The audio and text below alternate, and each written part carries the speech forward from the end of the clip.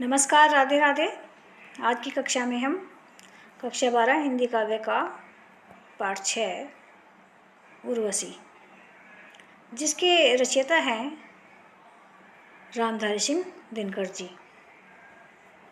तो वीडियो शुरू करने से पहले बस मैं यही कहना चाहती हूँ कि जिन्होंने अभी तक हमारे चैनल को सब्सक्राइब नहीं किया है तो कृपया चैनल को सब्सक्राइब कर लीजिए, जिससे वीडियो की नोटिफिकेशन आप सभी तक सबसे पहले पहुंच सके। तो आइए वीडियो को स्टार्ट करते हैं। पर क्या बोलूं क्या कहूं, भ्रांति है देह भाव, मैं मनोदेश की वायु व्यग्र व्याकुल चंचल। अवचेत प्राण की प्रभा चेतना के जल में, मैं रूप रंग रसगंध पूर्ण साकार कमल। उर्वशी। चांदनी रात में पुरूरवा से मिलने के लिए आई। उसका एक एक अंग खिले कमल के समान पुलकित था। उर्वशी पुरूरवा के प्रणय निवेदन का उत्तर देने के बाद अपना परिचय देती हुई कहती है। अब देखिए क्या कहती हैं। पर क्या बोलूं क्या कहूं, हे राजन, मैं अपने हृदय की बात तुमसे क्या कहूं और कैसे कहूं। भ्रांति है देह भाव, भावावेश के कारण उन सभी बातों को कहना और भावों को व्यक्त करना संभव नहीं। शरीर का यह बाह्य सौंदर्य एक दिखावा, छलावा और धोखे मात्र है। इसे उन्माद और पागलपन भी कहा जा सकता है। मैं तो वास्तव में काल्पनिक और मानसिक देश की उत्कंठा और व्याकुलता से परिपूर्ण वायु हूँ। मैं अवचेतन प्राणों का प्रकाश हूँ और चेतना के जल में पूरी तरह से विकसित रूप, रस और सुगंध से परिपूर्ण कमल हूँ।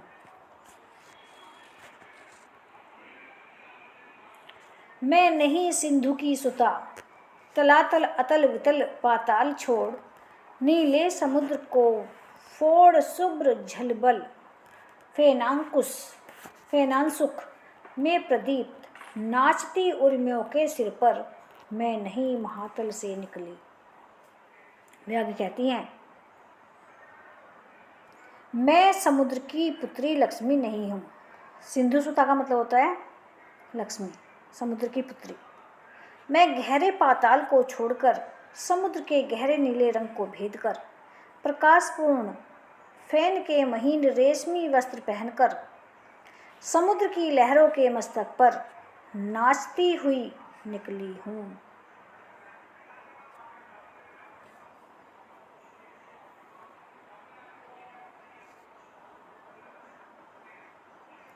मैं नहीं गगन की लता, तारकों में पुलकिता फूलती हुई।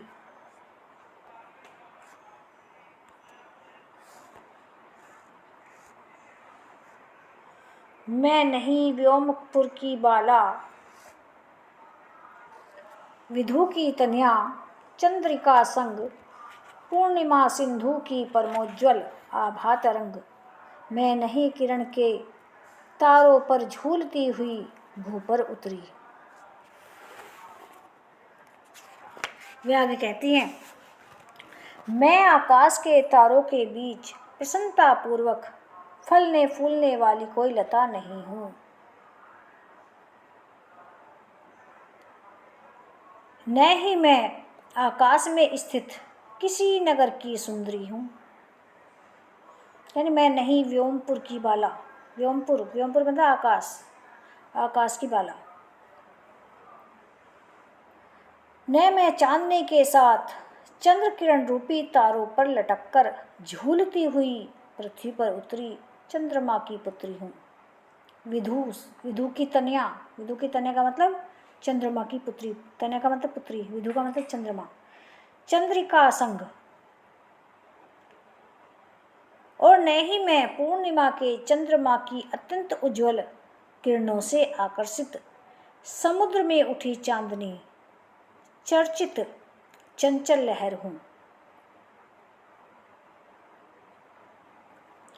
मैं नाम गोत्र से रहित पुष्प, अंबर में उड़ती हुई मुक्त आनंद शिखा, इतिवृतहीन सौंदर्य चेतना की तरंग। सुर नर किन्नर गंधर्व नहीं प्रिय, मैं केवल अप्सरा, विश्व नर के अतृप्त इच्छा सागर से समुद्भूत। उर्वशी पुरुरवा के सामने अपने भावों को प्रकट कर रही है। वे कह रही हैं कि न तो मेरा कोई नाम है, मैं नाम गोत्र से रहित पुष्प। वे कहती हैं कि न तो मेरा कोई नाम है और न ही कोई कुल है। मैं तो एक ऐसा पुष्प हूँ जिसकी कोई पहचान नहीं है। अंबर में उड़ती हुई मुक्त आनंद शिखा, मैं आकाश में उड़ती हुई आनंद की साक्षात ज्वाला हूँ। इतिवृतहीन सौंदर्य चेतना की तरंग, और मेरा कोई इतिहास भी नहीं है। मैं सुंदरता की सजीव प्रतिमा हूँ, अथवा मन को उद्वेलित करने वाली तरंग हूँ। सुर नर किन्नर गंधर्व नहीं, मेरी गणना न तो देवताओं में है और न मनुष्यों में, न किन्नरों में है और न गंधर्वों में ही। अर्थात देवता, किन्नर एवं गंधर्व किसी अलौकिक लोक में निवास करने वाले प्राणी हैं। हे प्रिय, प्रिय मैं केवल अप्सरा। हे प्रिय, मैं तो एक अप्सरा हूँ, विश्व नर के अतृप्त इच्छा सागर से समुद्भूत, जिसका जन्म सांसारिक प्राणियों अथवा ब्रह्म की इच्छाओं के सागर से हुआ है। कहने का तात्पर्य यह है कि उर्वशी केवल विहार में ही रुचि रखती है और उसी को महत्व